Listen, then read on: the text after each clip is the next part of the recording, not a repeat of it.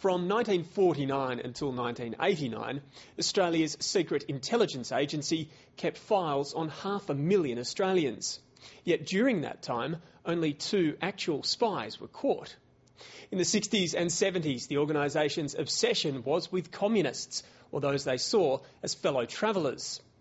Filmmaker Hayden Keenan has spent 5 years combing the files, inspired by the discovery of his own, the contents of which he describes as ranging from banal to ridiculous.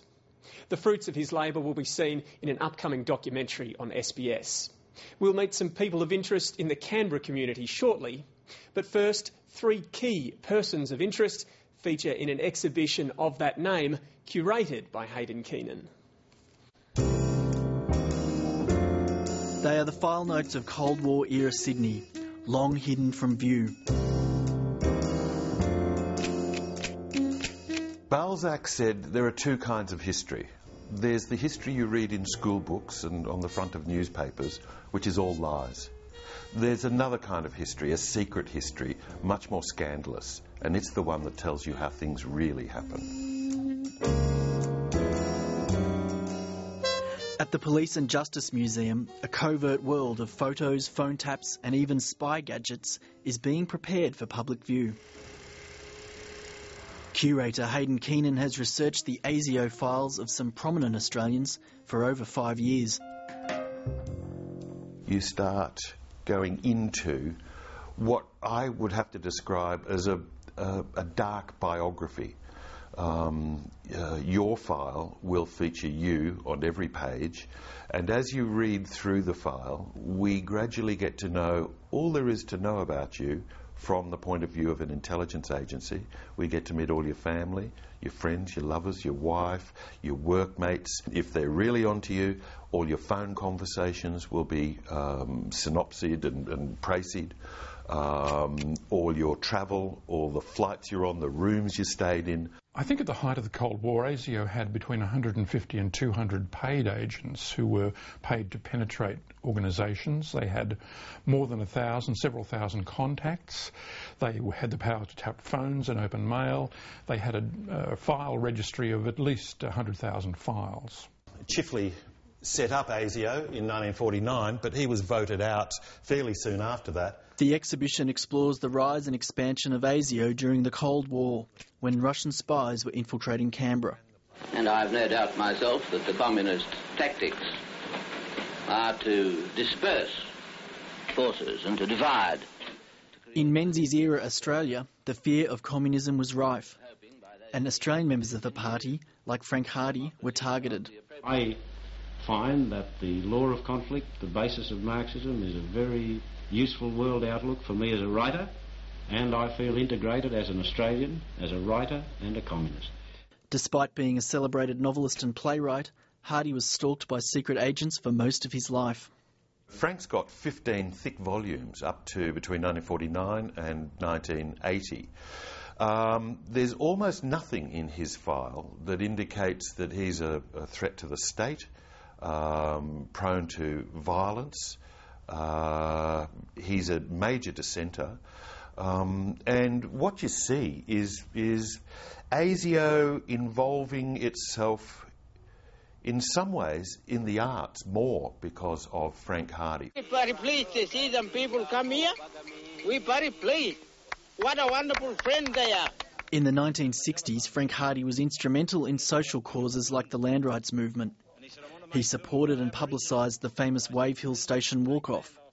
Soon ASIO were keeping files on Aboriginal activists.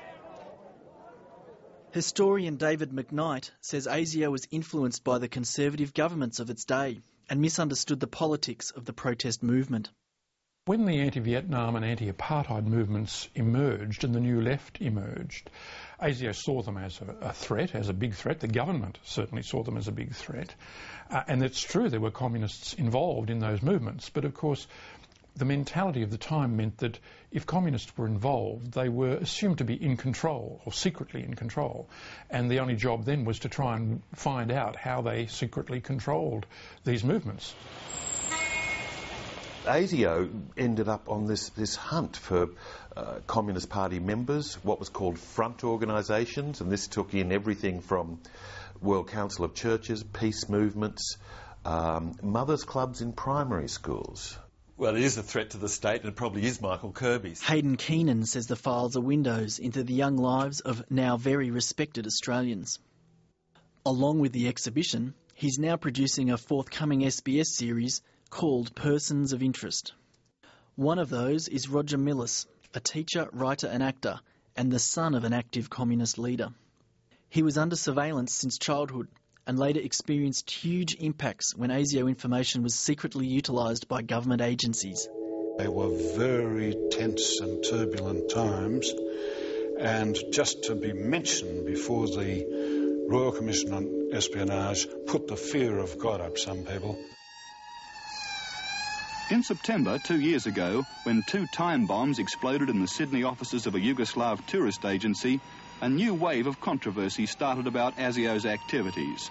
By the 1970s, a Croatian nationalist terror attack and a series of intelligence leaks led to criticism of ASIO that it had become too ideological. Extensive damage was done in this explosion. I think Gough Whitlam and the whole of the Labor Party, when they came to office in 72, were deeply sceptical about ASIO because, quite rightly, they saw it as a tool of the Conservative government. And that is, now that we've got the files open, we can say that definitively. There are many, many examples.